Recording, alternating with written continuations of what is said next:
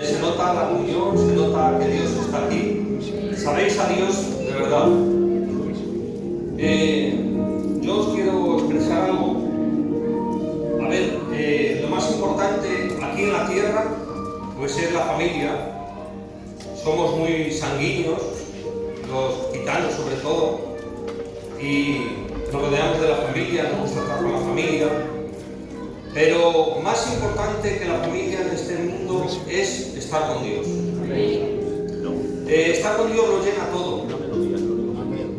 Es verdad que vivimos en problemas, dificultades, enfermedades, a veces tenemos que vestir de color, pero con Dios se llevan las cosas mejor. Y luego pues siempre nos espera un futuro permanente para una eternidad, que es la salvación. Amén. Y os quiero decir una cosa, la salvación la tenemos en la palma de la mano. Solo es que te pongas en comunión con Dios y le digas: Señor, me entrego a ti, quiero tu salvación, quiero que tú me perdones, quiero vivir cerca de ti, quiero que tú me ayudes a caminar en este mundo. No es fácil caminar en este mundo, pero Dios nos ayuda. A veces pues sí, los problemas te inundan, a veces quieres, como se suele decir, tirar la toalla, pero Dios, pidiendo ayuda a Dios, Dios siempre está con nosotros. Mira, la salvación es gratuita, pero luego hay que conservarlo. No puedes hacer lo que a ti te dé la gana, ¿vale? Tú cuando entras a una casa de invitado, tú te debes a esa casa, a esas normas. Tú no puedes entrar a una casa perdonando y descalzarte, y entrar descalzo y poner los pies encima del sillón, si no es tu casa. Tú no puedes hacer eso, hay unas normas, y en la iglesia y con Dios hay unas normas también. Por eso dice la Biblia que tenemos que cuidar nuestra salvación con temor y temblor. Mira, mi mujer, ¿dónde está mi mujer? La persona que más quiere en este mundo pues es a mí. Pero mi mujer a mí no me puede salvar. Por mucho que quiera hacer, no me puede salvar. Y yo, aunque yo le dijera al Señor: Dios mío, lo que pasó tu hijo Jesús, que fue crucificado, que fue lacerado, que le pusieron corona de espinas, Señor, házmelo a mí y yo salvo a toda mi familia. No vale tampoco. Aunque yo me diera el sacrificio por mi casa, tampoco serviría. Es que la salvación es particular tuya, mía. Por eso tenemos que cuidarla y guardarla. Hay que vivir cerca de Dios. Mira, hay que tratar de hacer el bien, porque todos sabemos que cuando vamos a hacer el mal nos alerta nuestra mente. ¿Sabe lo que dice la Biblia? Fíjate, qué versículo, A lo mejor sería bueno que no existiera este versículo, para que no fuéramos juzgados por ese versículo. Dice la Biblia que el que sabe hacer el bien y no lo hace, será contado como pecado. Fíjate, a veces no es que peques, es que sabes hacer el bien y no lo haces, pues eso te sirve como pecado, te es contado como pecado. Por eso vamos a tratar de vivir cerca de Dios. Vamos a evitar estar con personas que no son de Dios, que solo van a traer perjuicio a tu vida. Yo todas las mañanas cuando oro digo: Señor, guárdanos de la gente mala. Y no es porque yo sea mejor que nadie, pero siempre hay gente mala que te viene a hacer mal. Así que aquí os dejo esto: guardad vuestra salvación con temor y temblor. Guardaros, cuidaros. Que Dios os bendiga mucho.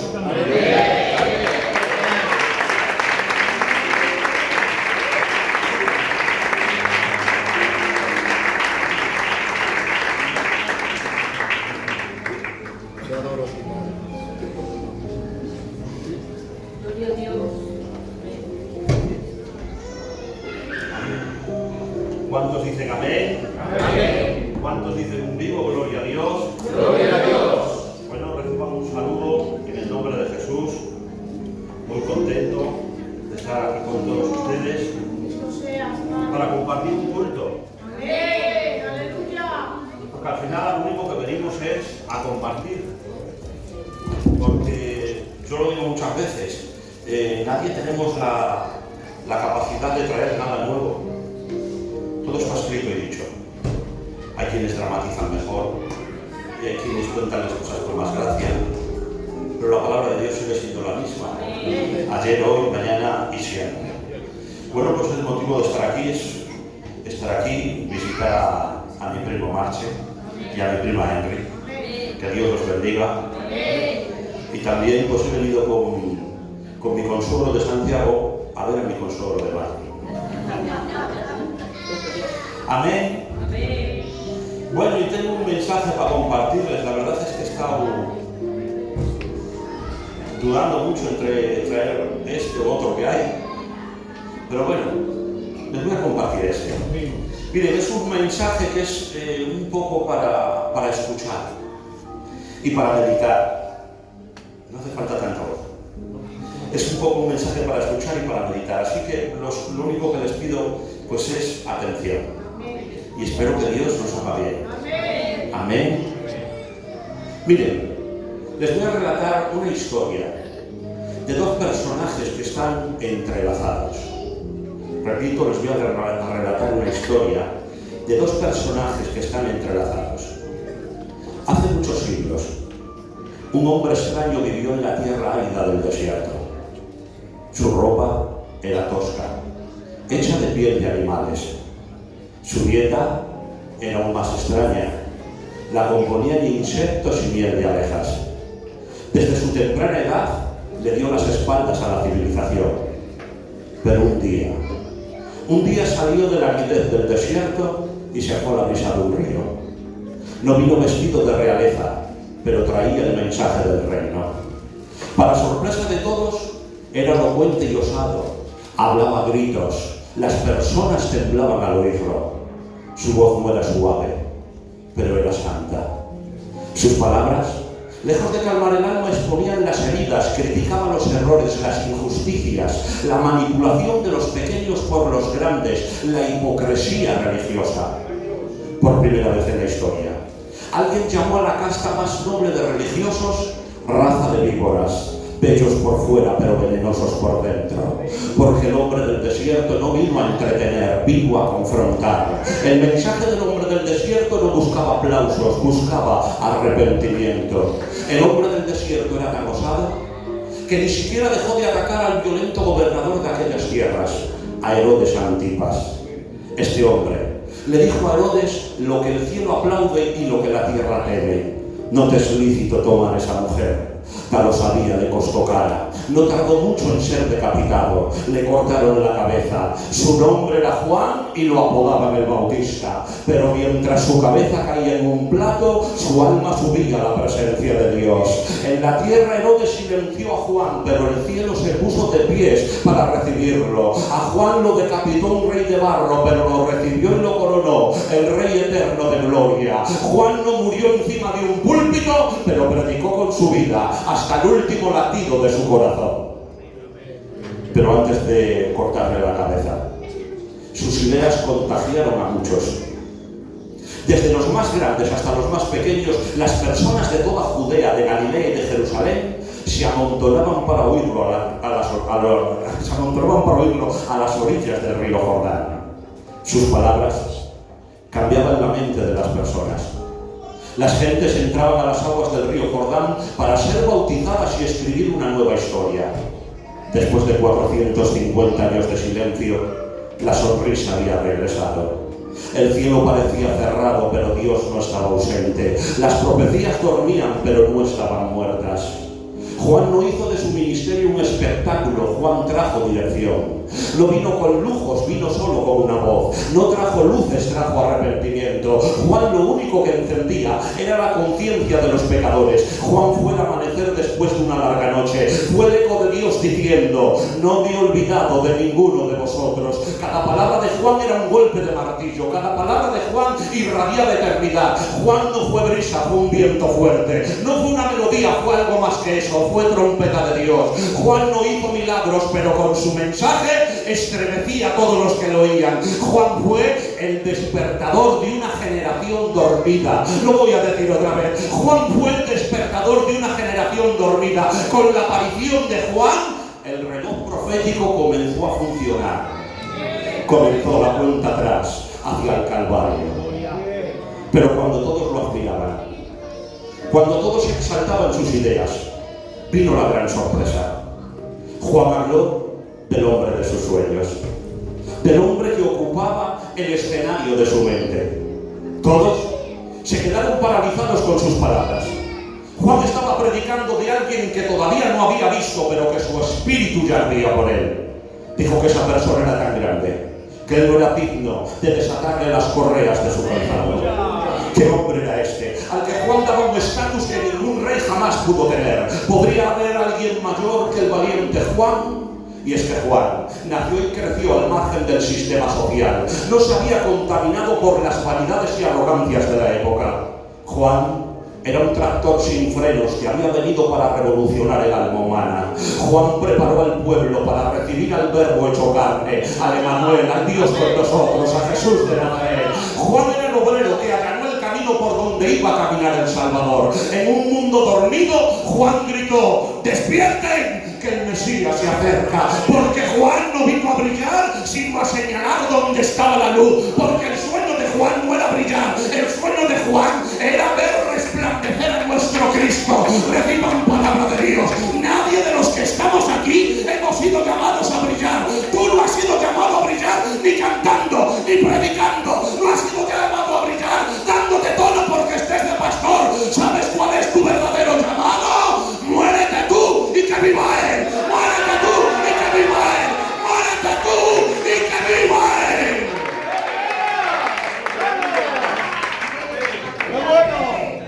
Pero antes de que Jesús apareciera, los seguidores de Juan pensaban en cómo sería el Mesías, en cómo sería el ungido de Dios que libertaría al ser humano de su cautiverio. Escuchen, el pueblo soñaba con un gran Mesías. Un Mesías que los viniera a libertar de la esclavitud y de la sumisión a Roma. Oigan, el hombre de los sueños de Juan se volvió el hombre de los sueños de miles de personas. No voy a decir esto otra vez. El hombre de los sueños de Juan se volvió el hombre de los sueños de miles de personas. Pero el tiempo pasaba y el Mesías anunciado no aparecía. Pero un día, porque esto va de días, pero un día, mientras Juan estaba bautizando, un hombre apareció discretamente. Parecía uno más entre la multitud. Nada lo distinguía de los otros. Sus ropas eran comunes. No venía acompañado de una escolta. Sus movimientos eran apacibles y no revelaban el poder de un rey. No llamaba la atención de nadie.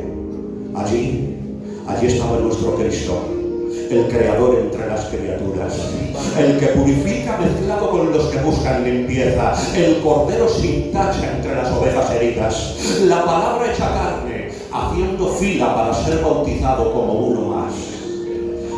El rey se metió en la fila para que tú pudieses entrar en el reino. Pero ese no podía ser el Mesías proclamado por Juan. No se parecía a la imagen que las personas se habían hecho de él. El pueblo esperaba a alguien sobrehumano. Pero este era un hombre tan normal. Esperaba a un hombre con el semblante de un rey, pero su rostro estaba quemado por el sol y sus manos endurecidas por el trabajo. No había agresividad en sus movimientos, pero sí que había mucha dulzura en su mirada. No venía con una espada en su mano, pero venía con compasión en su mirada. En sus ojos no había juicio, en sus ojos había redención. El hombre que habría de cambiar el destino de la humanidad estaba escondido bajo la piel de un carpintero. Nunca nadie tan grande se había hecho tan pequeño para hacer tan grande a los hombres. El hombre de los sueños de Juan estaba allí, pero nadie se dio de cuenta. Lo voy a decir otra vez. Escuchen aquí. El hombre de los sueños de Juan estaba allí, pero nadie se dio de cuenta. Entonces, las miradas de los dos se cruzaron. Juan se quedó helado e interrumpió el discurso. Nada en el aspecto exterior de aquel hombre indicaba que él era el Mesías. Pero de alguna forma, Juan supo que sí lo era. Sus ojos se posaron en Jesús de Nazaret contemplándolo atentamente. Juan no lo conocía en persona, pero sí lo conocía en espíritu. Y ahí estaban el mensajero y el mensaje. La voz que clama y el verbo encarnado.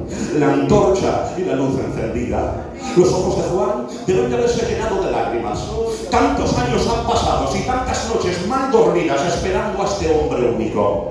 Y ahora estaba allí, real, delante de sus ojos. Fue como un relámpago de luz en medio de la noche más oscura. Su alma Su alma se inundó de esperanza, esperanza para los miserables, para los desesperados, para los que habían perdido la motivación de vivir, para los aquejados de trastornos emocionales, para los ansiosos y abatidos, porque donde había carga, Cristo trajo descanso, donde solo había letra, Cristo trajo espíritu, donde había sombra, solo Cristo trajo la luz. Apareció Jesús y la esperanza volvió a tener rostro. Uy, lo que acabo de decir. Apareció Jesús y la esperanza volvió a tener rostro. Al ver a Juan paralizado, la multitud cayó en un absoluto y total silencio. No entendían qué estaba ocurriendo. Solo sabían que de repente el rostro de aquel hombre valeroso llamado Juan se había transformado en el rostro de un niño. Parecía que Juan estaba viviendo el momento más feliz de su vida. La mansedumbre de Jesús lo contagió. Juan cambió el discurso e impresionado dijo una frase poética que marcó una época. He aquí el Cordero de Dios que quita el pecado del mundo. El hombre de quien no era digno de desatar la correa de su calzado era un cordero manso que moriría por él y por todo el mundo. El dedo de Juan apuntó al Cordero de Dios. El dedo de Juan apuntó al Cordero de Dios. Las palabras de Juan cuando apareció Cristo confundieron a la gente. ¿Cómo que un cordero? ¿Cómo que un cordero?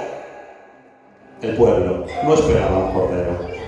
Ellos esperaban un poderoso rey que los liberara del poder opresor de Roma. La gente quería libertad, seguridad y comida en la mesa. El pueblo lo que quería era un analgésico para aliviar el síntoma, pero Jesús les daría el remedio, el antibiótico que iba a eliminar la infección del pecado. Ellos querían un reino temporal, pero Jesús quería darles un reino eterno, porque Jesús no vino a darnos las migajas, vino a darnos el cielo. No nos prometió un trono, pero nos prometió una eternidad. El pueblo quería que acabara con Roma. Acaba con Roma, que tienes que acabar con Roma. Pero Cristo no quería acabar con Roma. Cristo lo que quería era acabar con el pecado. Ellos querían un trono donde sentarse, pero Cristo vino a enseñarles la cruz. Esperaban a un rey en un caballo, pero él entró por Jerusalén en un burro. El pueblo quería que condenara a los pecadores. Condena a los pecadores, acaba con los pecadores, pero Jesús no vino a condenar a los pecadores, vino a sentarse y a comer con ellos, porque la solución no era más fuerza, la solución no era más fuerza,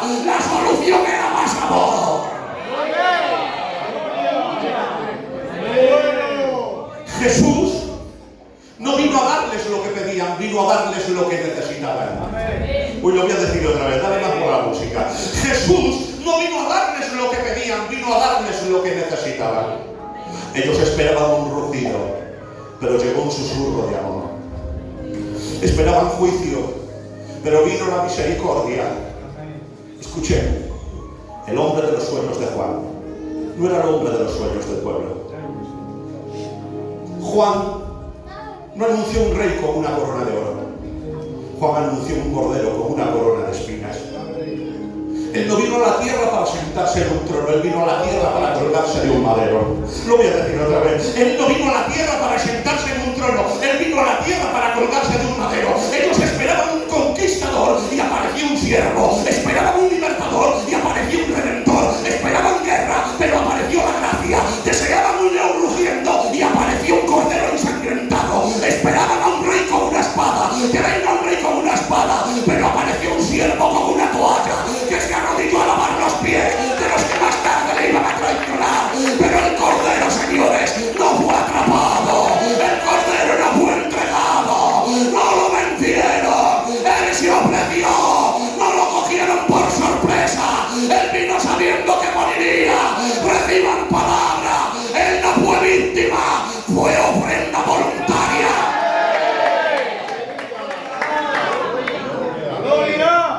Después de que Juan lo presentó, todos esperaban un gran sermón de Cristo, una buena carta de presentación. Pero Jesús optó por el silencio y se sumergió en el Jordán para ser bautizado. Y el agua tembló, porque el hombre que creó los mares entró en ella. El agua abrazó al inocente y el Jordán contuvo la respiración. Durante siglos el Jordán había visto pasar profetas, había visto pasar a pecadores, había visto milagros, pero nunca había sentido tan cerca la eternidad. Y allí se manifestó la Trinidad, Padre, Hijo y Espíritu Santo. Y el cielo, que había estado callado durante 450 años, dijo: ya no me callo más, ya no aguanto más callado, ya vale estar callado. Y rompió su silencio para decir con gozo: este es mi Hijo amado, en quien tengo complacencia. Porque el cielo no podía callarse cuando vio al Creador humillado delante de su creación. Maravillosa gracia, maravilloso Cristo y maravillosa cruz. Y Jesús salió del agua. Los árboles se inclinaron, el viento se arrodilló y el río Jordán supo que el cielo había tocado la tierra. El Mesías ya estaba preparado para iniciar su ministerio, para enseñar el arte de vivir, para enseñarles el idioma del amor. Cuando Jesús comenzó a hablar, todos se quedaron atónitos. La inteligencia de Jesús era asombrosa. Hablaba con los ojos, nada, si nadie se resistía a su encanto. Porque vale más el silencio de Cristo que los versos de los mejores poetas, que los pensamientos de los mejores filósofos. Solo hay un hombre capaz de amar con amor eterno sin decir una sola palabra. Maravillaba a los moribundos, a los abatidos, a los ansiosos, a los intelectuales, a los pensadores, a las mujeres de mala reputación. Juan preparó el camino, pero Jesús era el camino. Aleluya. Juan abrió las aguas, pero Jesús era la fuente. Juan no dejó escritos, pero su vida fue una carta leída por generaciones. La cárcel encerró a Juan, pero su llamado no tuvo paredes. El desierto fue su púlpito y la verdad fue su espada. Juan declaró: es necesario que él crezca y que yo mengue. Y cuando Juan cumple su misión, se retira. Y Juan desapareció como una estrella cuando brilla el sol. Y el que preparó el camino, encontró el camino a la presencia de Dios. Y Cristo llamó a sus discípulos. No fue a buscarlos a los palacios, no los buscó entre los escribas, tampoco fue a encontrarlos a las sinagogas. Llamó a personas indómitas, rudas y agresivas. Llamó a Pedro, un impulsivo analfabeto e intolerante. Llamó a un corrupto recaudador de impuestos llamado Mateo. Llamó a un Jacobo osado, ambicioso e impaciente. Llamó a un Tomás, que se creía autosuficiente y vivía en un mar de dudas. Llamó a un Judas que lo iba a vender. Jesús vino a sembrar eternidad entre pescadores y pecadores. No les hizo una invitación al éxito, sino a cargar una cruz. No les prometió un cielo sin tempestades, una vida sin fatigas o un camino sin dolor. No les prometió comodidad, pero sí compañía hasta el fin del camino. Y en los 3 años y medio de su ministerio, estos discípulos no dejaron de fallarle, pero el amor de Jesús por ellos no desistía. Insistía una y otra vez en transformarlos, porque esto es lo que hace el amor de Cristo. Tú le fallas y Él te levanta, te marchas y Él sale a buscarte, tú le das la espalda y Él te sigue amando. El amor de Dios no desiste. Nuestro Cristo nunca pedía cuentas por los errores, no estaba de acuerdo con sus errores, pero los amaba. Jesús no llamó a los preparados, preparó a los que llamó. Bueno, voy a decir otra vez. Jesús no llamó a los preparados, preparó a los que llamó. No escogió a los más sabios, escogió a los que estaban más dispuestos. Y estos dejaron redes para atrapar al más, dejaron barcas para caminar sobre aguas, y los formó con palabra, con ejemplo y con corrección. A Juan, hijo del trueno, lo convirtió en el discípulo del amor.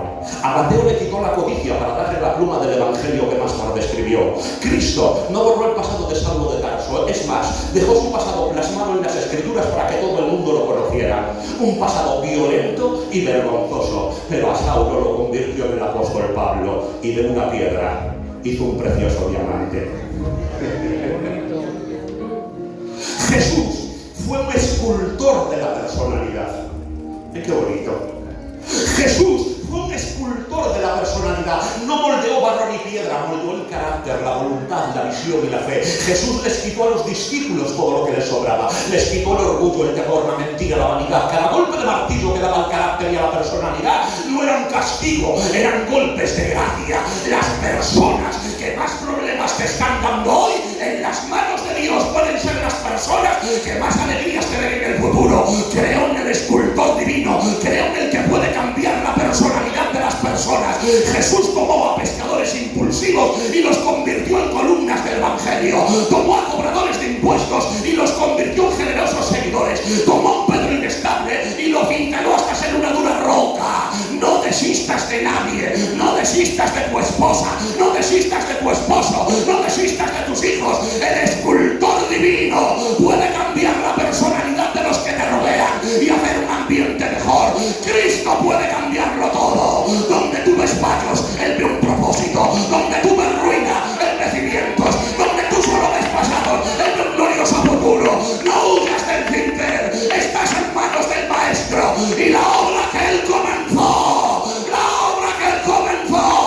la va a acabar en gloria.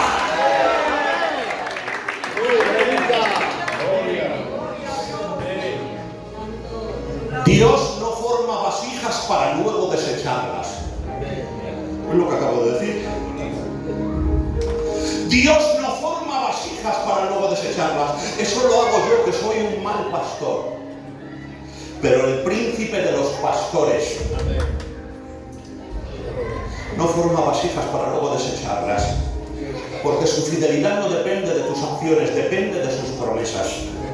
Filipenses 1:6, estando persuadido de esto, que el que comenzó en vosotros la buena obra, la perfeccionará hasta el día de Jesucristo. ¿Aguantáis? Amén. Jesús no fue comprendido, el pueblo no lo entendió. Ellos querían que salvara su país, pero Jesús vino a salvar sus almas. Esperaban a un guerrero y llegó un cordero. Esperaban un rey con una corona de oro y llegó un cordero con una corona de espinas. Esperaban poder, pero él se arrodilló a lavar los pies. Muchos no creyeron, porque no podían imaginar a un Mesías que muere. Tú eres el Mesías y vas a morir. Los líderes religiosos lo rechazaron porque vieron que les rompía el molde que había creado. Escuchen bien, Jesús no descendió para satisfacer caprichos religiosos o políticos. Jesús no se alineó con los poderosos. Jesús se inclinó ante los quebrantados. Jesús descendió para establecer su reino eterno. El pueblo, ¿saben qué es lo que quería el pueblo? El pueblo quería un Mesías a su medida. ¿Qué quiere el pueblo? Un Mesías a su medida. Pero Dios envió uno a la medida suya. Cuando Jesús entró por Jerusalén, el pueblo cantaba: Hosana, bendito el que viene en el nombre del Señor. Pero cuando se dieron cuenta que Jesús no cumplía sus expectativas, el pueblo cambió el canto y dijo: a este no, suelta a Barrabás. Y empezaron a cantar: crucifícale, crucifícale. Cambiaron de canto porque Jesús no se ajustaba a lo que ellos querían. Y ahora escucha esto. El pueblo hizo una construcción en su mente de un Mesías que no se correspondía a la realidad. Voy a decir esto otra vez. El pueblo hizo una construcción en su mente de un Mesías que no se correspondía con la realidad. ¿Saben qué les pasó? Que se decepcionaron. Y ahora, si me dejan, les voy a dar la conclusión. Hecha esta pequeña exégesis gitanica, les voy a dar la conclusión. El pueblo hizo una construcción aquí dentro de un Mesías que no se correspondía con la realidad. Conclusión: el Dios de los cielos no es el Dios de tus pensamientos. Puedo decir otra vez: el Dios de los cielos no es el Dios de tus pensamientos. Hoy te hago una pregunta: ¿qué clase de Dios has dibujado en tu mente? Cuando tú coges a un niño que psicológicamente está mal, lo coge un psicólogo, le da un folio blanco y le dice: pinta el papa, pinta la mamá, pinta la casa. Y según lo pinte, si lo pinta agarrados de la mano, pues dice: un matrimonio feliz. Si lo pinta separados, no está muy bien. Si el niño sale como tirado por ahí por un césped, no. ¿Qué clase de dibujo has hecho de Dios aquí dentro? En ocasiones hemos idealizado de una forma a Dios que no se corresponde con la realidad. A veces hemos sido como este pueblo. Hemos formado una idea en nuestra mente de cómo tiene que comportarse Dios con nosotros y con los que nos rodean. Hemos construido en nuestra mente un Dios conforme a nuestros deseos y nuestras necesidades. Escuchen bien, el Dios que siempre dice sí no es el Dios de la Biblia. Por mucho que nos duela, nuestros deseos no son los deseos de Dios. Te voy a hacer una pregunta, no te voy a hacer una pregunta, te lo voy a decir.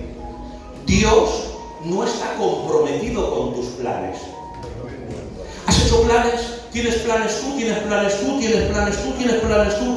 Dios no está comprometido con tus planes. Dios está comprometido con su propósito. Amén. No podemos hacer un diseño de Dios a nuestra manera. A Dios no se le puede medir. Dios no cabe en tus medidas. Dios no se rige por nuestros conceptos. Dios no es gitano. Dios no es gitano. Ahora escúchame bien, que tampoco es fácil. Es Dios. Dios no se puede construir. Cuando el pueblo quiso construir a Dios, hizo un becerro de oro. Querían un Dios visible, manejable, algo que pudieran manipular. Pero Dios no es el yo hago lo que tú quieras. No es el Dios de la varita mágica. Dios no es tu sirviente. Dios no está para complacerte. Dios está para formarte. No podemos reducir a Dios a nuestras ideas. Escuchen bien aquí, ustedes dejen a los niños, mírenme a mí. No podemos reducir a Dios a nuestras ideas. Cuando reduces a Dios a tus ideas, es como si estuvieras adorando a una imagen falsa.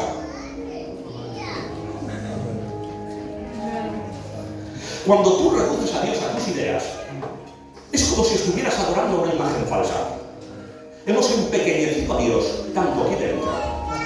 Lo hemos conceptuado por nuestros conceptos, por nuestra forma de ser, que lo hemos reducido tanto, que se ha hecho un Dios tan pequeño que cuando lo adoras, no adoras al Dios verdadero, estás adorando a una imagen falsa que tú te has creado. Te voy a hacer una pregunta, y espero que te lleve a reflexionar. ¿Te sirve a ti Dios o le estás sirviendo tú a Él? ¿Aquí Dios? ¿Te sirve a ti Dios o le estás sirviendo tú a Él?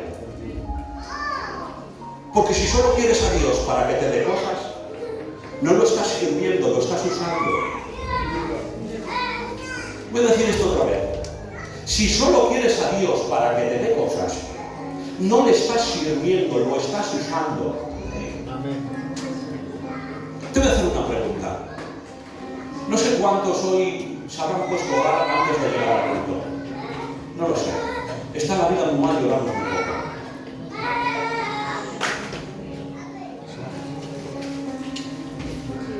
Pero dime una cosa. Si te acuerdas de cuando has orado, el tiempo que has empleado orando, ¿cómo lo has empleado? ¿Has ido con la lista de la compra a pedirle cosas a Dios? ¿O has ido a adorarle? Yo te hago una pregunta. ¿Cuánto tiempo empleas adorando y cuánto tiempo empleas pidiendo? ¿Sabéis por qué empleamos más tiempo pidiendo que adorando? Voy a decir una palabra que vais a decir, está loco este chico. Pues no. ¿Sabéis por qué empleamos más tiempo pidiendo que adorando? Porque no sabemos adorar. Porque cuando empiezas a adorar, empiezas a decir, te alabo, te quiero porque tú eres grande, porque estás en el cielo, y llega un momento que se te acaba el discurso. Que no sabes más que decir. Y a veces es porque no conocemos. Te voy a dar un consejo. La mejor forma de conocer a Dios es de dos maneras, bajo mi criterio. La primera es que estudies los atributos de Dios, los comunicables e incomunicables. Y después que leas la vida de Jesús en los evangelios y las cartas. Es la mejor forma de conocer a Dios. Si quieres adorarle con devoción, tendrás que hacer una cosa. Tendrás que leer los salmos. Los salmos están llenos llenos de adoración. Y yo te vuelvo a preguntar, ¿te sirve a ti Dios o le estás sirviendo tú a Él? Haz un balance entre lo que pides y entre lo que adoras. ¿Qué pesa más? ¿Lo que pides o lo que adoras? No te alimentes de cosas que Dios no quiere hacer. No te alimentes de cosas que Dios no quiere hacer. Si te alimentas de cosas que Dios no quiere hacer, nunca vas a ser saciado. El pan del cielo sustenta, el pan de tus caprichos puede envenenarte. No todo lo que deseas es todo lo que necesitas. Uno me decir otra vez. ¿Qué deseas? ¿Qué te ha quitado el sueño? ¿Detrás de qué cosa estás? ¿Qué es lo que anhelas? ¿Qué es lo que quieres? ¿Qué es lo que te quita el sueño? ¿Qué es lo que te ocupa la mente? ¿Qué es? No todo lo que deseas, es todo lo que necesitas. Escucha bien, a veces nos alimentamos de nuestros deseos humanos. A veces nos alimentamos de nuestros deseos humanos y luego culpamos a Dios por no cumplirlos. Es que esto es muy gordo. Alimento yo el que quiere una determinada cosa, pero que no es Dios, que soy yo que la estoy alimentando, y cuando veo que Dios no me la da, le echo la culpa. No confundas tus deseos con su voluntad. Dios no puede bendecir lo que Él no ha ordenado. No todo lo que parece bueno es voluntad divina. Pues lo voy a decir otra vez. No todo lo que parece bueno es voluntad divina. Pero es que es bueno, es que yo quiero esto. Yo quiero ponerme en el coro, que es bueno. Y quiero ser predicador, que es bueno. Y quiero que me den este cargo, que es bueno. Y quiero ese piso, que es bueno. Claro que es bueno, pero no es voluntad divina. Ten por claro que lo que Dios quiera hacer contigo lo va a hacer. Ten por claro que lo que Dios quiera darte te lo va a dar. Dice Santiago 4 atrás. Pedís y no recibís porque pedís mal para gastar en vuestros deleites. Uy, ¿aguantan ustedes? No te emociones con cosas que no han nacido del corazón de Dios. Dios no es un proveedor de caprichos. La fe mueve montañas, pero no mueve caprichos.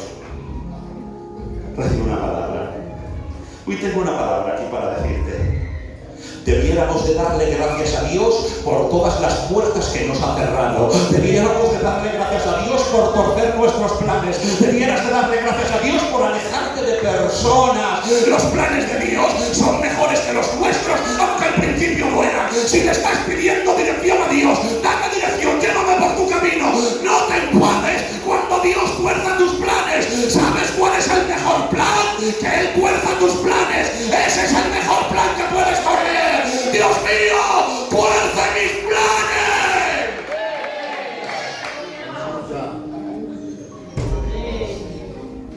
¿Está aquí el Señor? Amén. ¿Está aquí Dios?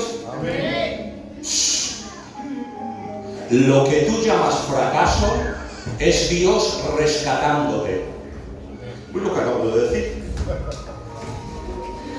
Lo que tú llamas fracaso es Dios rescatándote. Dios arruinó tu plan para salvarte de un desastre. Fue lo que acabo de decir. Dios arruinó tu plan para salvarte de un desastre. No fue el diablo el que arruinó tu plan, fue Dios quien lo corrigió. Te reprendo, no reprendas más. Dios arruinó tu plan para salvarte de un desastre. Fue Dios quien lo corrigió. En las bodas de Caná se quedaron sin vino. Uy, estoy un poco cansado. En las bodas de Caná se quedaron sin vino. ¡Qué lache! ¡Qué lache que se quedaron sin vino! ¿Por qué se quedaron sin vino? En las bodas de Caná se quedaron sin vino. ¡Qué lache que se quedaron sin vino! ¿Por qué se quedaron sin vino? ¿Empinaban mucho el codo? Puede ser. Se quedaron sin vino. ¿Empinaban mucho el codo? ¿Fueron unos roñosos los novios y compraron poco? O había muchos calos allí, invitaban hasta 300 y venían 600. En las bodas de Caná se quedaron sin vino. Quedarse sin vino era una vergüenza y una lache. Y María se va donde Jesús le dice, que se han quedado sin vino. Voy a decir esto que me viene de pasada. Y María va donde Jesús y le dice, que se han quedado sin vino. La pregunta es, ¿por qué María sabía que se habían quedado sin vino? ¿Saben por qué María sabía que se habían quedado sin vino? Porque María estaba sirviendo. Y solamente los que sirven dentro de la iglesia se dan de cuenta de las carencias que hay dentro de la iglesia. Los que no sirven no se enteran de nada. Pero los que están sirviendo, los que están aquí todos los días, los que son el remanente fiel, esos saben todas las carencias de la iglesia. María sabía que faltaba el vino porque estaba sirviendo. Y Jesús convirtió el agua en vino. Jesús convirtió el agua en vino. Y los novios ni se enteraron. Faltó el vino y los novios no se enteraron. Y Jesús convirtió el agua en vino y los novios no se enteraron. Reciban palabra de Dios. De cuántas ruinas nos ha librado el Señor y no nos hemos enterado. Cuántas veces ha guardado a nuestra familia y no nos hemos dado de cuenta. Cuántas noches Dios ha guardado cuando estamos durmiendo y no te has enterado. De cuántos accidentes te ha librado Dios y no los has enterado. No todos los milagros que hace Dios hacen ruido. No todos los milagros que hace Dios hacen ruido. No todos los milagros que hace Dios hacen ruido. Yo pago por esto, levanto todo, pero Dios mueve el cielo y la tierra y lo hace en silencio. ¿Y saben por qué? Porque Dios no necesita que le aplauda a nadie. Dios no necesita que le admiren. De cuántas ruinas nos ha librado y ni nos hemos enterado.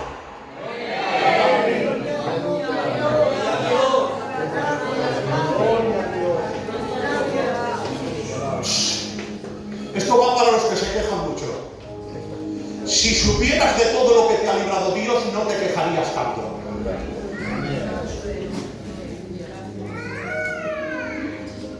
Algún día,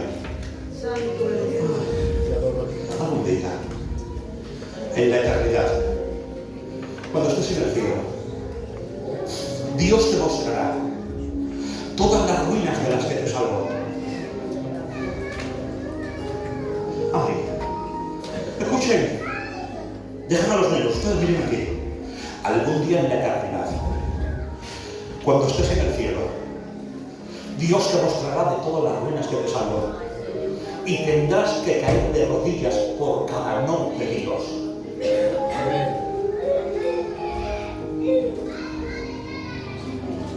Cuando estés aquí de rodillas, le adorarás más por lo que impidió que por lo que permitió. Si no pensarás bien. Le adorarás más por lo que impidió que por lo que permitió. Hoy Dios te dice, no mires tanto lo que no he hecho y ponte a ver lo que sí estoy haciendo.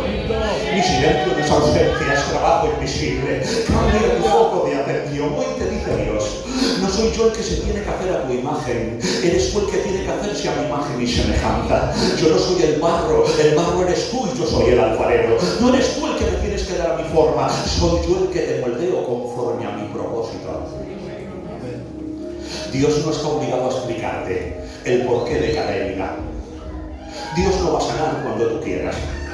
Dios no va a abrir las puertas que tú le digas. Dios no va a reparar todo lo que tú has estropeado, que has estropeado mucho. Dios no necesita nuestra aprobación para actuar.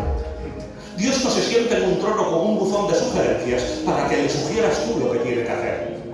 Él es el creador y tú eres el creador. Él es la voz que ordena y tú eres el polvo que obedece el llamado. Él reina y tú adoras. Él es el arquitecto y tú eres el edificio. Él es el dueño del tiempo y tú eres el que tienes que esperar. Él no se equivoca y tú sí que te equivocas. No podemos cuestionar al Dios que dio nuestra vida entera antes de que respirásemos por primera vez. Estoy acabando. ¿Y si te dijera?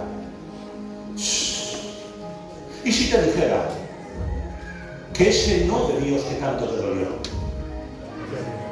Y si te dijera que ese no de Dios que tanto te dolió, fue el abrazo más grande que Dios te dio. Y si te dijera que esa puerta que Dios cerró no fue un castigo, sino un muro que puso Dios para que no cayeras al precipicio. Dios no la abrió porque del otro lado no había bendición, había destrucción. Ese trabajo que parecía perfecto, Dios dijo no, porque sabía que te ibas a perder en él. Cada no de Dios ha sido un escudo. Cada no de Dios ha sido un acto de amor. Cada no de Dios ha sido misericordia. Te quejas porque estás en el desierto. Estoy en el desierto, qué mal. Me quejo porque estoy en el desierto. Te quejas porque estás en el desierto. Pero no sabes tú bien cuántas serpientes quitó Dios de tu camino. Lo que tú no has visto y que solo Él sabe es más peligroso que lo que has visto. Pero Dios ya te libró. Así que deja de llorar por lo que no pasó. Deja de llorar por lo que no pasó y ponte a adorar por lo que Dios te hizo. Volvemos al principio. El pueblo no entendió a Jesús. Sus discípulos discutían sobre quién era el mayor mientras él pechaba en la cruz. No le entendieron cuando lloró. No lo entendieron cuando se dejó arrasar. No lo entendieron cuando no se defendió. No lo entendieron cuando sanó en sábado. No lo entendieron cuando tocó a leprosos. No lo entendieron cuando perdonó a pecadores. Mientras lo rechazaban, él perdonaba. Mientras lo escupían, él amaba. Mientras lo crucificaban, él te tenía en mente a ti. No lo entendieron. ¿Saben por qué no lo entendieron, Iván? Porque su amor era demasiado grande para una mente tan pequeña. A Jesús no le entendieron. Y hoy aún hay gente que sigue sin entenderlo. Y ahora sí, nos vamos a ir. Nos vamos a ir. Pero un día, hemos olvidado con días. A Jesús no le entendieron y hoy hay gente que aún sigue sin entenderlo. Pero un día, todo ojo lo verá.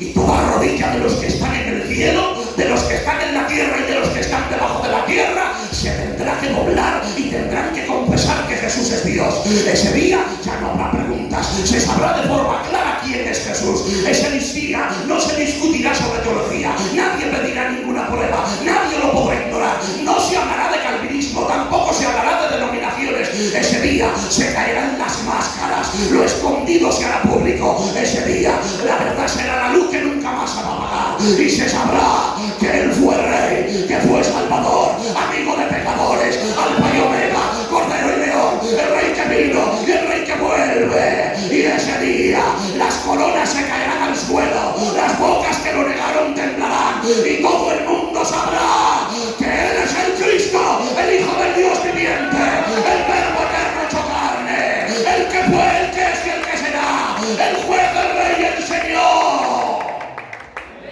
Y ese día no se puede retrasar. Ya está marcado en el calendario divino en letras de oro. Y cuando llegue ese día, entenderás de verdad cuánto te amó Jesús. Amén. Gracias. Ese día, todas las heridas se sanarán. Todo sacrificio tendrá sentido. La mirada de Jesús te atravesará y ya nada volverá a ser igual. Verás sus manos traspasadas y entenderás que cada clavo fue por ti. Verás su costado abierto y entenderás que su corazón fue roto para salvar el tuyo. Veremos a Jesús y nuestras lágrimas se secarán para siempre. Y entonces ya no habrá preguntas, solo habrá adoración. Aleluya. Y tendrás que susurrar en voz muy baja: gracias Jesús, gracias Jesús, ahora lo entiendo todo.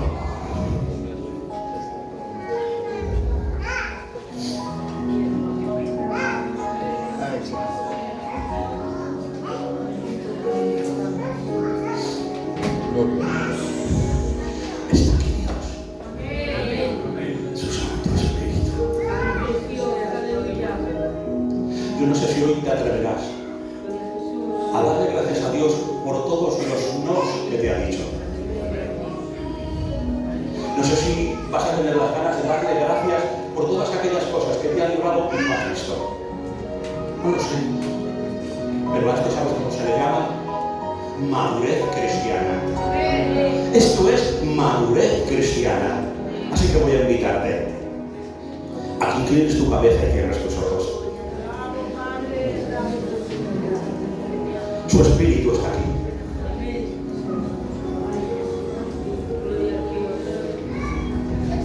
Voy a pedirte que le empieces a dar gracias a Dios por todos los nos que has recibido. Dale gracias. Que se oiga. Que se oiga. Yo sé que no es común darle gracias a Dios por los nos, pero creo que esto es la verdadera adoración. Aleluya. Gracias, Señor. Gracias, Jesús. Dale gracias. Aleluya. Gracias por todas las serpientes que has quitado de mi camino. Gracias, Señor, por torcer mis planes. Dale gracias a Dios por torcer tus planes. Los planes de Él son mejores que los tuyos. Díselo. Aleluya. Yo no sé si vamos a poder cantar un coro, ¿se podrá? ¿Estáis preparados? ¿Podéis? Tú sigue adorando, que ya nos vamos a ir, ¿eh? Por mi madre la receta.